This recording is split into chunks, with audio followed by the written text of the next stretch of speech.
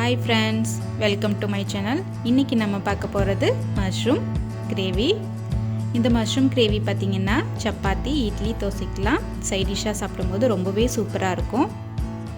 இப்போ வாங்க எப்படி பண்ணலாம்னு பார்க்கலாம். இப்போ ஒரு கடாயில நான் 3 டேபிள் ஸ்பூன் ஆயில் சேர்த்துக்கிறேன். இந்த ஆயில் நல்லா சூடானதுக்கு அப்புறம் ஒரு பட்டை, 2 ஏலக்காய், 3 கிராம்பு சேர்த்துருக்கேன்.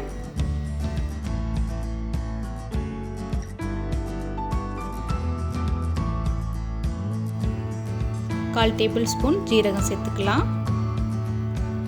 ஜீரகம் நல்லா பொரியட்டும்.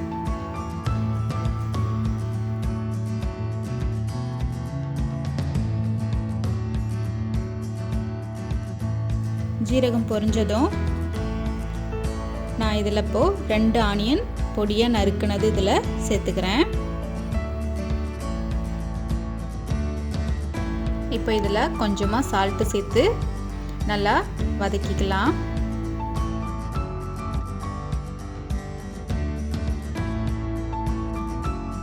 ஆனியன் ஓரளவுக்கு நல்லா வதங்கினதுக்கு அப்புறமா இப்போ 1 டேபிள் ஸ்பூன் இஞ்சி பூண்டு விழுது சேர்த்துக்கலாம். இந்த இஞ்சி பூண்டோட பச்சை வாசனை போகிற வரைக்கும் நல்லா வதக்கிக்கலாம்.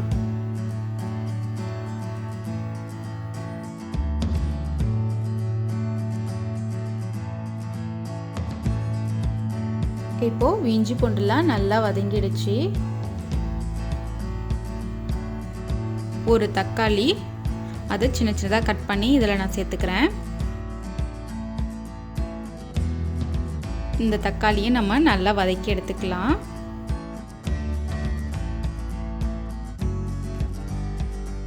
வெங்காயம், தக்காளி எல்லாமே இப்போ நமக்கு நல்லா வதங்கியாச்சு. இப்போ நம்ம மசாலாலாம் சேர்த்துடலாம்.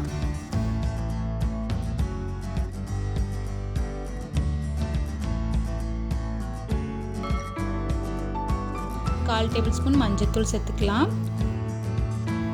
அடுத்ததாக ஒரு 1/2 டேபிள் ஸ்பூன் கரம் மசாலா, அடுத்தது 1 table spoon Kashmir chilli powder நான் சேர்த்துக்கிறேன். அது நல்ல கலர் கொடுக்கும், காரம் இருக்காது. அடுத்ததாக 1 டேபிள் ஸ்பூன் குழம்பு மிளகாத்தூள். உங்ககிட்ட காஷ்மீர் சில்லி பவுடர் இல்லைனா நீங்கள் 2 டேபிள் ஸ்பூன் குழம்பு மசாலா கூட சேர்த்துக்கலாம். இப்போது இந்த மசாலாலாம் நம்ம நல்லா வதக்கிக்கலாம்.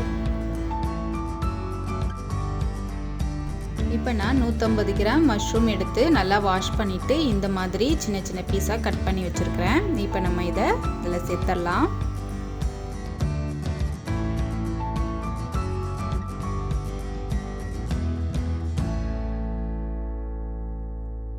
அடுத்ததாக ஒரு கேப்சிகத்தில் பாதி மட்டும் விதையெல்லாம் நீக்கிட்டு நான் இப்போ இதில் சேர்த்துக்கிறேன்.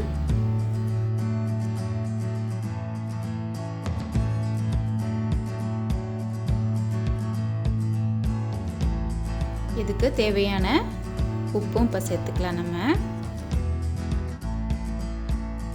இப்போ நம்ம இதை நல்லா வேக வச்சிடலாம்.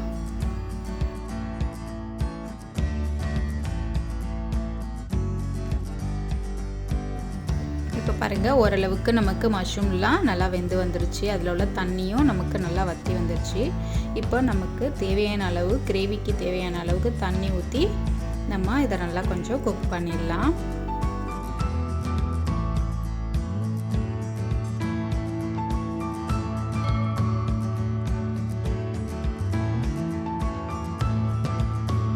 கடைசியாக அதில் கொஞ்சம் கொத்தமல்லி சேர்த்துக்கலாம்.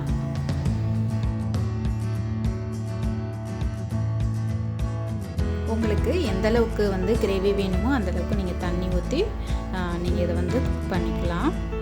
நான் இன்றைக்கி சப்பாத்திக்காக கொஞ்சம் திக்காகவே தான் நான் பண்ணுறேன்.